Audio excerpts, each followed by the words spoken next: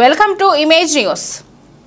ఇందుకూరిపేట గ్రామంలో ఘనంగా జాతీయ పంచాయతీ రాజ్ దినోత్సవం.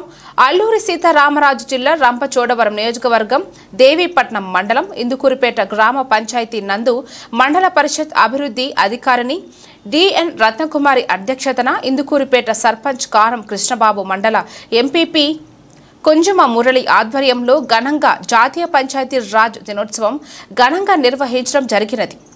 ముందుగా మహాత్మా గాంధీ చిత్రపటానికి పూలమాలలు వేసి నివాళులు అర్పించడం జరిగినది.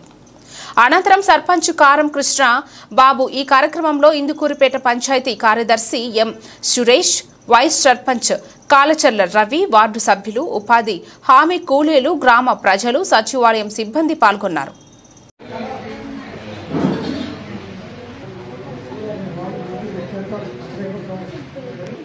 మురళి గారు, మన సెక్రటరీ గారికి, మన ఉప సర్పంచ్ గారికి, వార్డు మెంబర్కి, మన ప్రజలందరికీ ధన్యవాదాలు.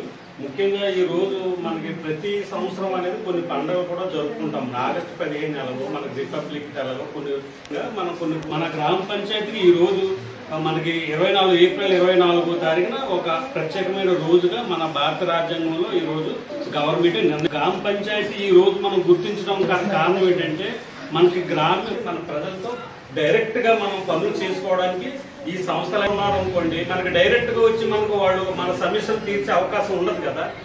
ఆ విధంగా కాశ్మీర్ లో పహల్గామా దగ్గర కాల్చి చంపడం జరిగింది.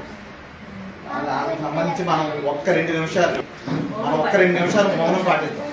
ఏప్రిల్ 20 అంటే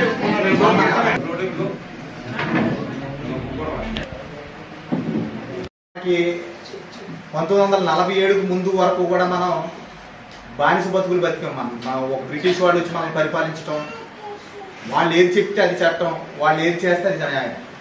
అలాంటి సందర్భాల నుంచి ఎంతోమంది మహోన్నత వ్యక్తులు, మహాత్మా గాంధీ గారు కానివ్వండి, వల్లభాయ్ పటేల్ గారు, ఇలాంటి ఎంతోమంది మహానుభావులు అందరూ కష్టపడితే మనకి 1947 ఆగస్టు 17న స్వాతంత్రం వచ్చింది.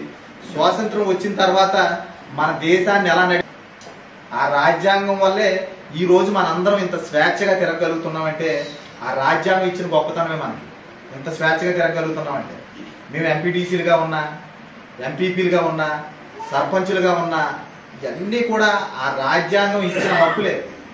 రిజర్వేషన్లు కానివ్వండి, ఇవన్నీ కూడా రాజ్యాంగం ఇచ్చిన హక్కులలోకి వచ్చేసరికి మండల పరిషత్ ఉంటుంది, ఎంపీపీ ఎంపీటీసీలు కలిపి ఇది ఒక బాడీ కింద ఉంటుంది.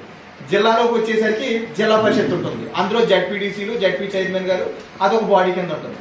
అదే రకంగా మనకి రాష్ట్రంలోకి వెళ్ళేసరికి అసెంబ్లీ ఉంటుంది. ఇలాగ 4 దశల కింద మన రాష్ట్ర వ్యవస్థలు ఉంటాయి.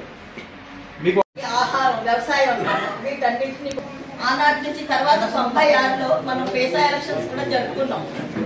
96లో చట్టం చేశారు. అంటే గ్రామంలో మహిళలకు ఏమేంటి అవసరం, అలాగే పిల్లలు, ఇప్పుడు చాలా మంది పిల్లలు ఏం చేస్తున్నారు, చదువులు మానేస్తున్నారు.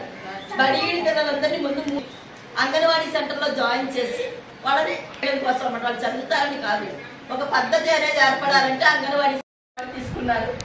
వాళ్ళకి సెల్ ఫోన్లు ఇచ్చేయడం కానీ, దూరదర్శన్ దగ్గర కూర్చొని